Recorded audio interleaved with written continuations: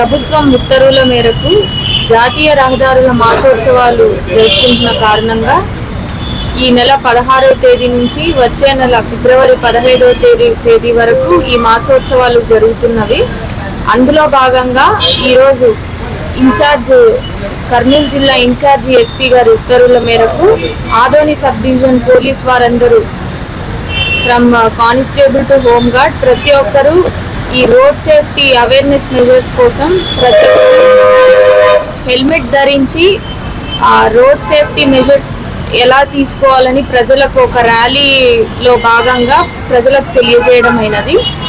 అందువల్ల ఆదోని ప్రజలకు మా నుండి విజ్ఞప్తి ఏంటంటే ప్రతి ఒక్కరూ ట్రాఫిక్ రూల్స్ అనేవి పాటించాలి, హెల్మెట్ ధరించాలి, కార్ నడుపుతున్నప్పుడు వారు సీట్ బెల్ట్ ధరించాలి, ఎక్కడ పడితే అక్కడ మెయిన్ రోడ్లో పార్కింగ్ చేయకూడదు. At the same time triple riding, drunk and drive, తాగి ఆల్కహాల్ సేవించి వాహనాలు నడపకూడదు. అండ్ ఇలాంటి ట్రాఫిక్ రూల్స్ అన్నీ పాటించాలి. ఎవరైతే వీటిని అతిక్రమిస్తారో వారిపైన చట్టపరమైన చర్యలు ఖచ్చితంగా తీసుకోబడతాయి. త్వరలోనే ఇక్కడ హెల్మెట్ ధరణ కూడా కంపల్సరీ చేస్తాము. కాబట్టి ప్రతి ఒక్కరూ ప్రతి ఒక్కరూ వారు హెల్మెట్స్ తీసుకొని రెడీగా ఉండాలి. త్వరలోనే దీన్ని ఇంప్లిమెంట్ చేస్తాము ఆదోని సబ్ డివిజన్ మొత్తం.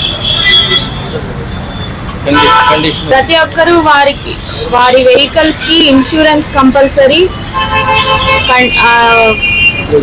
Driving licence compulsory. Minors main గా 18 years బిలో ఎవ్వరు కానీ 2 wheelers కానీ కార్స్ కానీ ఎవ్వరూ నడపకూడదు. ర్యాష్ డ్రైవింగ్ మేము సహించము. సైలెన్సర్స్ మార్చేసి సౌండ్ పెంచి ప్రజలకి ఇబ్బంది కలిగించే పనులు ఎవరు చేసినా వారిపైన చట్టపరంగా చర్యలు తీసుకోబడతాయి. దీని మీద చాలా స్ట్రిక్ట్ గా పనిచేయాలని ఆదోని పోలీస్ వారు నిర్ణయించుకున్నారు. ముఖ్యంగా ట్రాఫిక్ పోలీస్ వారు ఇక నుండి కఠినంగా ప్రతి ఒక్కరు ఎవరైతే ట్రాఫిక్ రూల్స్ ని అతిక్రమిస్తారో వారిపై కఠిన చర్యలు తీసుకోబడతాయి.